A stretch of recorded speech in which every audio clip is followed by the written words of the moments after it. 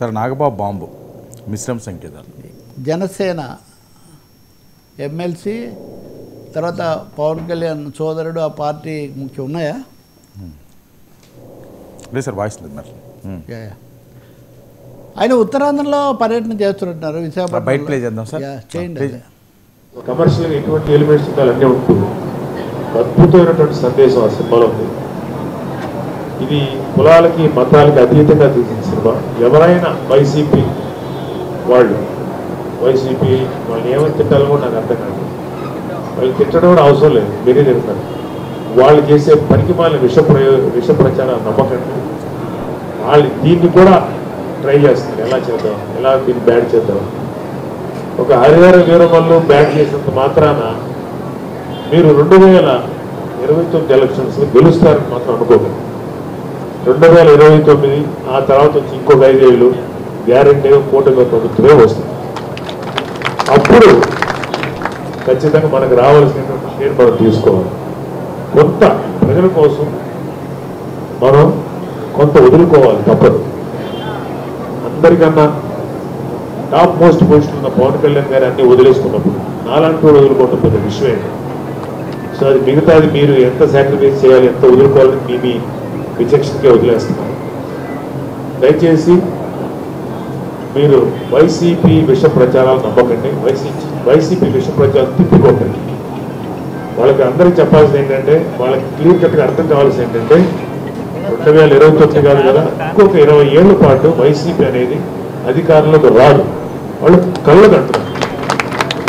ఎలాంటి కళ్ళకు అంటున్నారంటే, అదేదో చెప్పాడు కదా పవన్ కళ్యాణ్ గారు, కళ్ళలో ఏదో అనుకుని ఎదుర్కొన్న ఆ రోజు సంపాదించినటువంటి అన్నాన్ని కాతో తన్ని మొత్తం పోతుంది. అలాంటి వాళ్ళు వైసీపీ తన్నేసుకున్నారు. వాళ్ళు ఎప్పుడో అధికారం ఉన్నప్పుడే, వాళ్ళు మంచి అవకాశం వచ్చినప్పుడే వాళ్ళు కాళ్ళు అనుకున్నారు. లైఫ్లో వాళ్ళకి అధికారం రాదు. కాబట్టి ప్రతివాడు మైక్ చేయించారు కదా, నోటికి వచ్చినట్టు మాట్లాడుతున్నారు. వైసీపీ వాళ్ళ మీద పట్టించుకోకండి. మనం ఎంత బాగా పనిచేయాలో చూడండి. వైసీపీ వాళ్ళు ఎంత మాట్లాడినా సరే ఆ ప్రచారాలను తిప్పికొట్టండి, బలంగా తిప్పికొట్టండి. ఖచ్చితంగా మనకి ఇష్టం ఉన్నా లేకపోయినా మన నాయకుడి యొక్క ఆలోచన ప్రకారం నేను వెళ్తాను. నాకైతే ఓకే. ఓకే, ఇప్పుడు వైసీపీని ఖండించడం పెద్ద జనసేన నాయకుడు వైసీపీ మీద విమర్శలు తప్ప ఇంకా వేరే అవకాశం ఏం లేదు. వాళ్ళ ప్రధాన ప్రత్యర్థులు కదా. కళలు అనేవి ఎవరికన్నా కళలే. ఇప్పుడు 30 ఏళ్ల పాటు నేనే అధికారంలో ఉంటాను, అసలు 0 వై నాట్ 175 అని జగన్మోహన్ రెడ్డి కూడా ప్రతి సభలో చెప్పాడు. ఇప్పుడు 11 సీట్లతో ఆయన మిగిలాడు. జ్యోతిబాస్ లాగా 25 ఏళ్ళు నేనే పాలిస్తానని చంద్రబాబు నాయుడు చాలాసార్లు చెప్పారు. ప్రతిసారి ఆయన ఓడిపోతూనే వచ్చారు.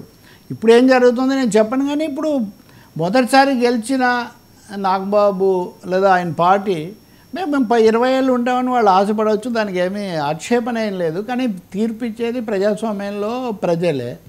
ఇంకా వీరమల్లు అది సినిమా సెక్షన్లో మనం తర్వాత మాట్లాడదాం. కానీ ఇక్కడ ముఖ్యంగా ఆయన చెప్పింది ఏంటంటే, ఉత్తరాంధ్రకు వెళ్ళినప్పుడు జనసేనకు సంబంధించి అదేమీ వైసీపీ కాదు, వీళ్ళ వాదనే, మన వాటాకు రావాల్సిన పదవులు మనకు రావాలి, ఈ విషయంలో రాజీ లేదు. ఎమ్మెల్యే తెలుగుదేశం ఉన్నా సరే, బీజేపీ ఉన్నా సరే, మనకి ఇవ్వాల్సిన ప్రాధాన్యత మనకి ఇవ్వాల్సిందే.